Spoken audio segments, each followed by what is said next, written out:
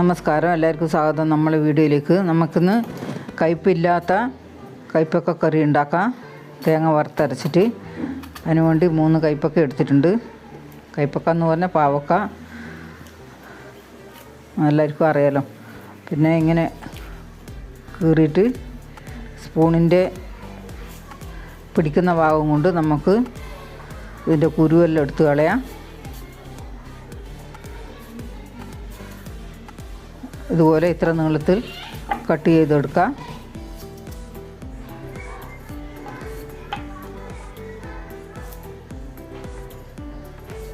കയ്പ്പക്ക കഴുകിയതാണ് ആദ്യം, ഇനി കഴുകേണ്ട ആവശ്യമില്ലല്ലോ. ഇങ്ങനെ കട്ട് ചെയ്താൽ കുറച്ച് എളുപ്പമാണ്. അതുകൊണ്ട് നമുക്കിങ്ങനെ കട്ട് ചെയ്യാം.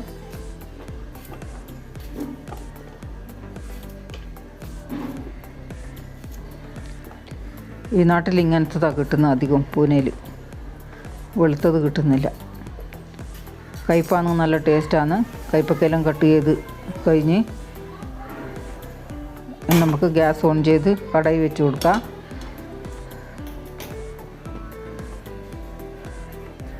ഇനി ഓയിൽ ഒഴിച്ച് കൊടുക്കാം. സൺഫ്ലവർ ഓയിലാണ് ഒഴിച്ച് കൊടുത്തത്. വെളിച്ചെണ്ണേൻ്റെ ആവശ്യമൊന്നുമില്ല. ടേസ്റ്റിന് വ്യത്യാസമൊന്നുമില്ല രണ്ടിലും ചെയ്താലും. അങ്ങനെ ഉണ്ടാക്കി നോക്കുകയാണ്. നല്ലപോലെ ഒന്ന് ഇളക്കി കൊടുക്കാം.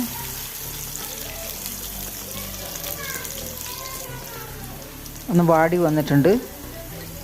നമുക്ക് ആവശ്യത്തിനുള്ള ഉപ്പ് ചേർത്ത് കൊടുക്കാം. കുറച്ച് ഉപ്പ് പിടിക്കട്ടെ. ഒന്ന് ഇളക്കി കൊടുക്കാം. ഒരുപാട് മൂത്ത് വരണ്ട.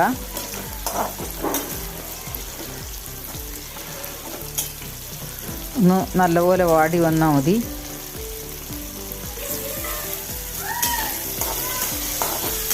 ഇതുപോലെ ആയാൽ മതി, അധികം മൂത്ത് വരണ്ട.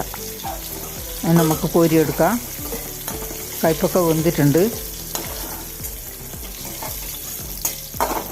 ഇങ്ങനെ ആകുമ്പം വെന്തെന്ന് നമുക്ക് തോന്നുമല്ലോ. ഒരു പാത്രത്തിൽ എടുത്ത് വെച്ചിട്ടുണ്ട്. എണ്ണ കുറച്ച് ഉപ്പ് മാറ്റിയിട്ടില്ല അതിലുള്ളത്. ഒരു മുറി തേങ്ങ ചിരവിയതാണ്. നമുക്ക് എണ്ണയിലിട്ട് കൊടുക്കാം. നല്ലപോലെ ഇളക്കി കൊടുക്കുക.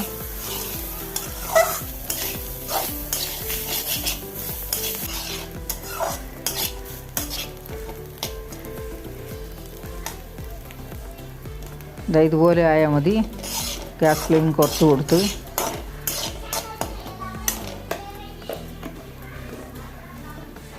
നമുക്ക് മല്ലിപ്പൊടി ചേർക്കണം.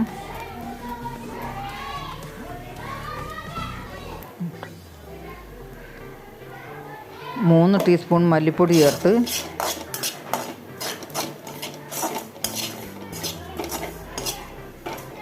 നല്ലപോലെ ഇളക്കി കൊടുക്കുക. ഗ്യാസ് ഓഫ് ചെയ്ത് നമുക്കൊരു പ്ലേറ്റിലേക്ക് മാറ്റണം.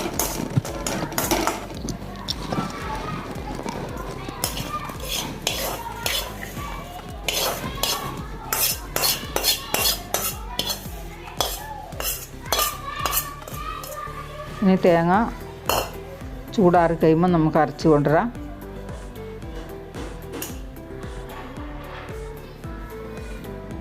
ചൂടാറിയിട്ടുണ്ട്. മിക്സിൻ്റെ ജാറിലിട്ട് അരക്കണം.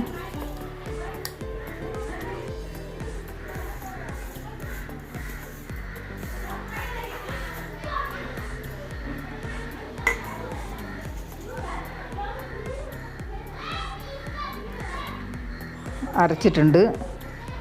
കുറച്ച് വെള്ളം ഒഴിക്കണം, ഇല്ല പിന്നെ എണ്ണ ഒഴിക്കേണ്ടി വരും. എണ്ണ ഒരുപാട് എടുക്കേണ്ട ആവശ്യമില്ല. വെള്ളം ഒഴിച്ച് നല്ല പേസ്റ്റ് പോലെ അരച്ചെടുത്തിട്ടുണ്ട്. നമുക്ക് ഗ്യാസ് ഓൺ ചെയ്ത് കടായി വെച്ച് കൊടുക്കാം. പിന്നെ ഓയിൽ ഒഴിച്ച് കൊടുക്കാം.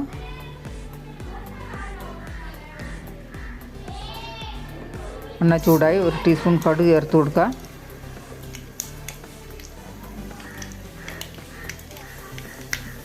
കടുക് പൊട്ടി കഴിയുമ്പോൾ 3 സവോള അരിഞ്ഞതാണ് ചേർത്ത് കൊടുക്കുക.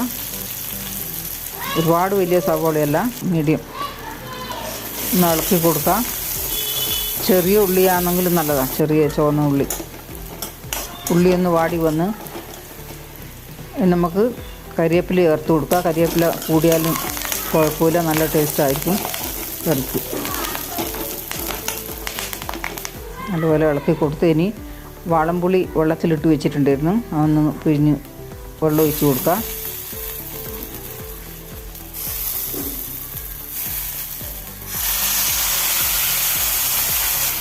പുളിവെള്ളം ഒഴിച്ച് കൊടുത്ത് എത്ര ഒഴിക്കണമെന്ന് പറഞ്ഞാൽ നമുക്ക് മനസ്സിലാവുമല്ലോ, അതുപോലെ ഒഴിച്ച് കൊടുക്കാം. ഇനി അരച്ച് വെച്ച തേങ്ങ ചേർത്ത് കൊടുക്കാം.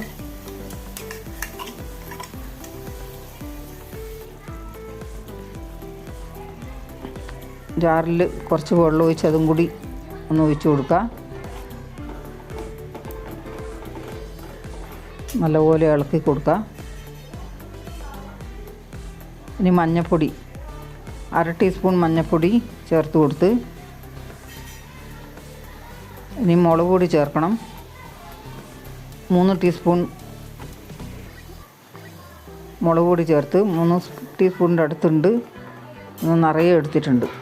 അത് കാശ്മീരി മുളക് പൊടിയും എരിവുള്ളതും കൂടി മിക്സാണ്. ഇഞ്ചിയും പച്ചമുളകൊന്നും ചേർക്കേണ്ട ആവശ്യമില്ല. പച്ചമുളക് വേണമെങ്കിൽ ചേർക്കാം, ഇഞ്ചി ചേർത്താൽ പിന്നെ കറീൻ്റെ ടേസ്റ്റ് മാറിപ്പോവും. വെള്ളം ഒഴിച്ച് കൊടുക്കുക ആവശ്യത്തിന്.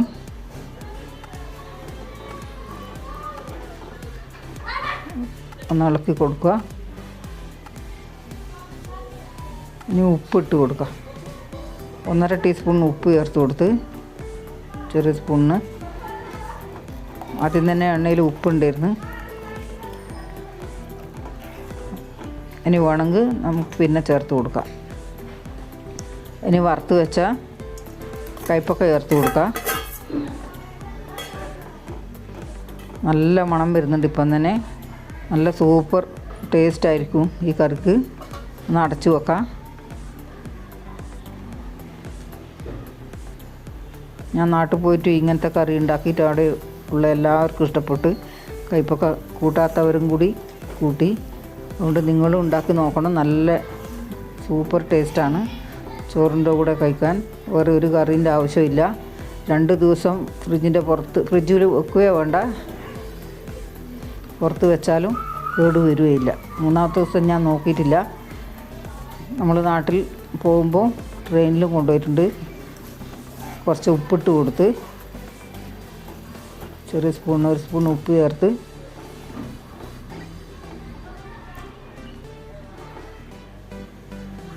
ഗ്യാസ് ഓഫ് ചെയ്ത്. എല്ലാവർക്കും ഇഷ്ടപ്പെട്ട ലൈക്ക്, ഷെയർ, കമൻറ്റ്, സബ്സ്ക്രൈബ് ചെയ്യണേ.